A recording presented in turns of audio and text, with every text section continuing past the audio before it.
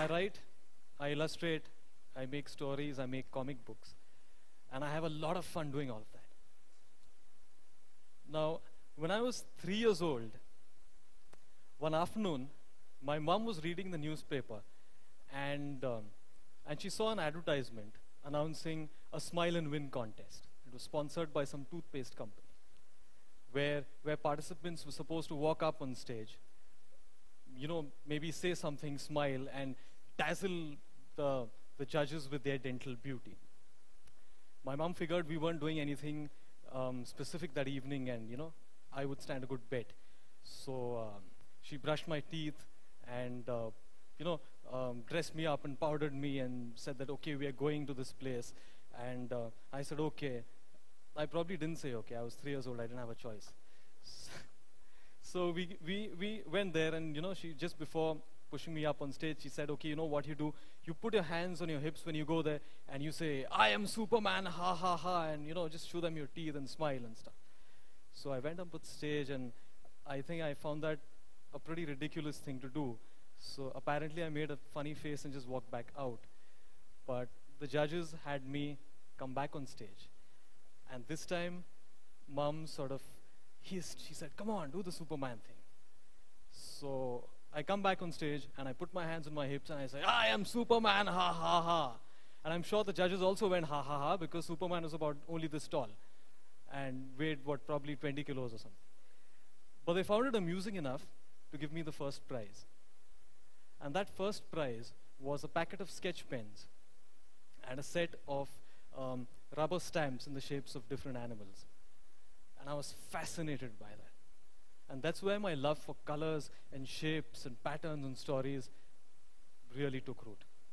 I couldn't have enough of it. My dad's an architect, and he used to bring home stacks of used paper and spare paper from his office, and I would fill up every available inch of them with my drawings. And I used to create these make-believe worlds. I used to spend hours in them. And to the credit of my mom and dad, they never tried to yank me out of those worlds, and never tried to sort of force me to do something that I didn't particularly enjoy doing. In fact, they joined me in my world, and they helped me create more stories. And I think that was a very, very remarkable thing to do on their part, especially on the backdrop of all this parental pressure that we get to hear so much about. I was about 5 when the Mahabharata was a very popular serial on Doordarshan, and I used to draw scenes from the Mahabharata.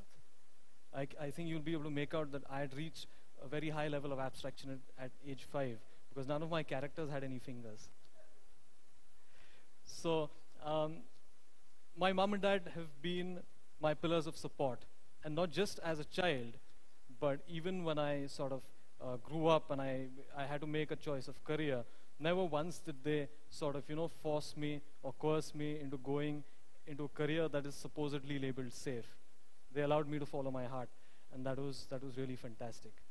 Parents today, it's become rather fashionable for parents today to say that they allow their child to dream, dare, and do.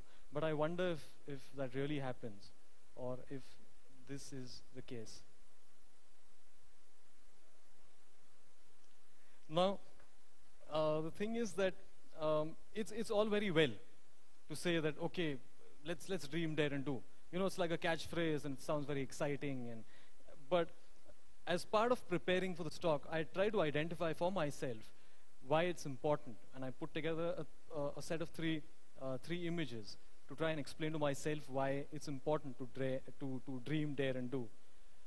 Now, we have to dream, because unless we dream, we are never really going to be able to understand what we enjoy doing and what it is that we are here for, what it is that we are meant for. And I think it's very important for us to try and understand that instead of just going with the flow.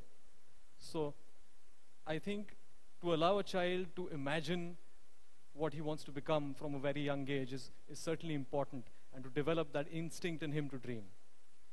Why do we need to dare?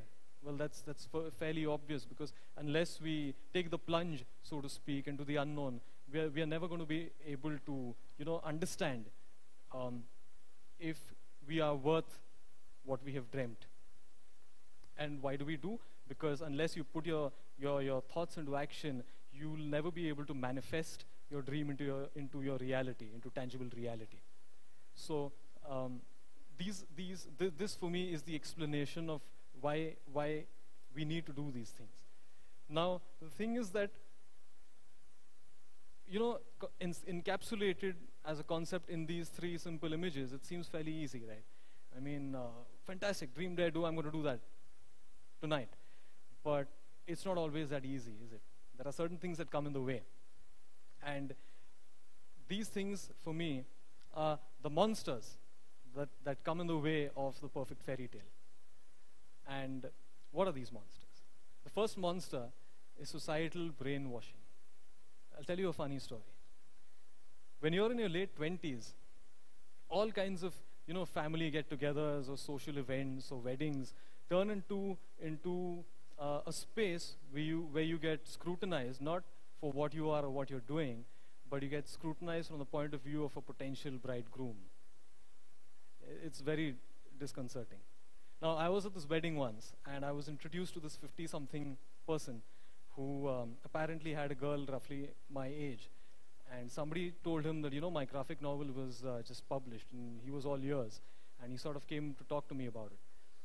And he said, okay, this is amazing. What is a graphic novel? And I was very happy to, I'm delighted to talk to people about comic books and graphic novels. So I got into the details about who the protagonist is and who his sidekick is and how it's like a take on detective fiction and Private Eye Anonymous.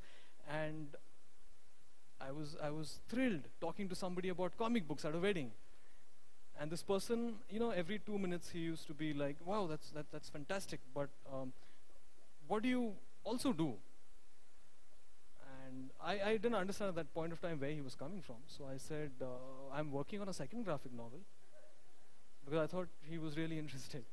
So after a bit more of that, he kind of persisted with, and what does your day also consist of?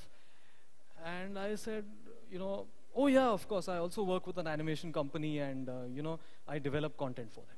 And suddenly there was this huge smile on his face, and he was beaming, and his wife was standing about 10 feet away, and he blurted out, he also has a job. And it was hilarious.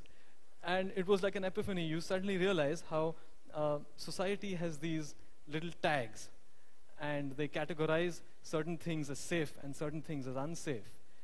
And you know, somewhere down the line, this monster can get to you as an individual. Now, the second, okay, this is something that can happen. Artists are very blacklisted. Now, the second monster is self-doubt. He's bred by the first one. When I took admission into an art school, I mean, all of us had, in the class in the first year had come from different backgrounds, and it was like, you know, we were sort of very curious to know about each other. And the common question used to be, hey, how much did you score in your HSC and whatever. So when they realized that I had scored 80s, everybody wanted to know what I was doing in an art school. And for me, that was a really ridiculous question. I mean, it almost seemed like you couldn't pursue art for the sake of art. You could only do it because you weren't good enough for something else. And it struck me that, can you imagine all these people who are here at an art school, that, I mean, doing something or about to do something that is supposed to be so liberating, and they come with this whole baggage of self-doubt that they are here because they couldn't get in anywhere else. And that is really a bad place to be. It can make the best people seem very inconsequential. Now, monster number 3 sits on the other side of the seesaw from monster number 2, and that is overconfidence. Now, when I finished the work, finished working on my first graphic novel, I realized that I had to find publishers for it. And I had no clue how difficult that was. I was blissfully unaware. So what I did was, I sent off an email with sample pages from my book to somebody at the Landmark bookstore, figuring out that, you know, since Landmark is a bookstore and it's stacked with graphic novels from different publishers, they'd be able to tell me who to get in touch with. That was a stupid thing. but I didn't know that. Now, as luck would have it, this person at Landmark sent my mail to a publisher at Westland, who was the publishing arm of the Landmark bookstore. And Westland liked the work and said that we'll sign you. And that was a huge thing. But I didn't know that. Now, for any of you who know artists or are writers yourselves, you'll realize that getting published is like the holy grail for writers. A lot of people have grown old waiting to get published. A lot of people have died without getting published. But yours truly didn't know that. I thought just the fact that I had made a graphic novel entitled me to millions of dollars, and all publishers making a beeline to my door offering to publish my book. So my plan was, okay, fantastic. Westland has agreed to publish me, so let me sort of sit on it for a while. Let me send my work to 5 or 6 other publishers, and then I'll go with a person who agrees to pay me, the biggest amount of money. Now, I was on the phone with an older writer friend, and I happened to mention that, Westland has shown an interest. And, but I'm going to send it off to 5, 6 other people, and, let's see. Using the choicest swear words in the English language, he told me to get off the phone that minute, get to my computer, and send off an email to Westland saying that I'm ready to sign the contract, and please say please, he says. So that was, for me, a very narrow escape. My vanity could have really got the best of me, and if it had Westland, grown tired of this guy not responding to their email. So these are the monsters.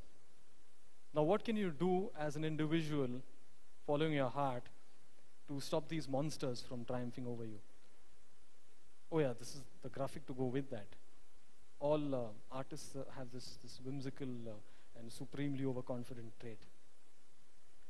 So what can you do as an individual to ensure that, these monsters don't get to you? I believe that the most important thing is you really need to love what you do.